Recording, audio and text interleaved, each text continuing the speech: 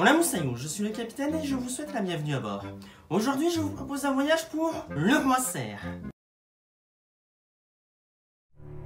Une maladie appelée Mitsual s'abat à nouveau sur notre pays. Elle est propagée par des loups noirs.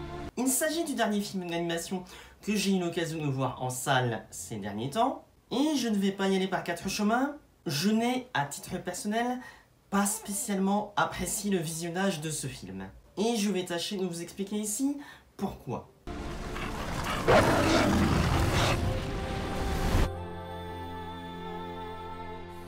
Cette fois encore, j'ai survécu. Coucou papa, c'est moi!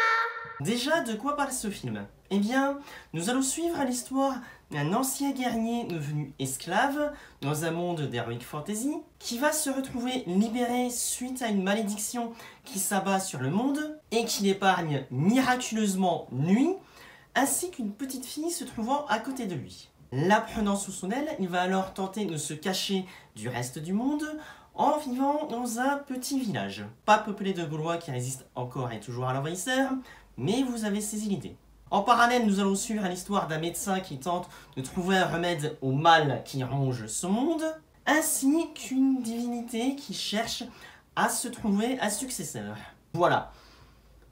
Basiquement, le scénario de ce film. Et je ne vous cache pas que c'est l'un des gros problèmes que j'ai avec celui-là. La présentation de son lore n'a pas réussi à assez m'intéresser pour que je puisse avoir de l'émotion au moment voulu. Et c'est dommage parce que avec tout ça, on sent malgré tout que les personnages prennent les enjeux au sérieux. Mais la présentation du lore est malheureusement trop fouillie pour que je puisse croire sincèrement au dialogue de ce récit, qui, au début du film, font plus office de dialogue informatif pour le public que pour les personnages du film. Et c'est problématique. Et d'autant plus frustrant que de l'autre côté, l'animation est plutôt correcte, la musique, sans être marquante, marche globalement bien, et le doublage s'en sort honorablement. Mais malheureusement, le lore n'ayant pas réussi à me toucher personnellement, je n'ai pas eu les émotions souhaitées lorsque le film me le demandait, et donc je n'ai pas pu apprécier mon visionnage de ce film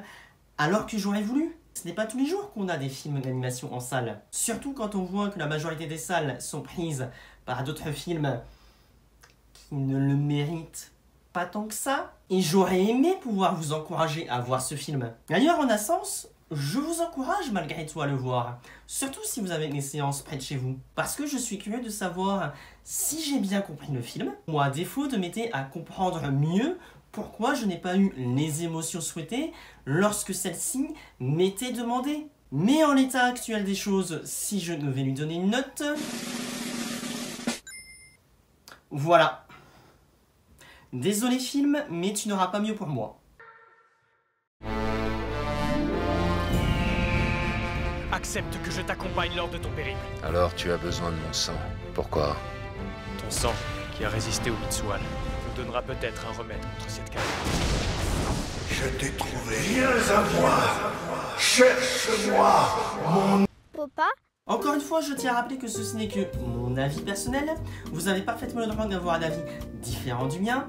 Mais dans ces cas-là, n'hésitez pas à me l'expliquer dans les commentaires. Et n'oubliez pas que je ne suis qu'un vieux loup de mer qui a passé un peu trop de temps à naviguer sur YouTube. Et on n'oublie pas le petit pouce bleu, l'abonnement ainsi que le partage sur les réseaux sociaux. Ça fait toujours plaisir. Si j'ai bien compris, Lina n'est pas vraiment ta fille. Les liens du sang ont peu d'importance à mes yeux. Je la considère comme ma fille. Deviens le roi loup et grâce à lui, rends justice à ton peuple.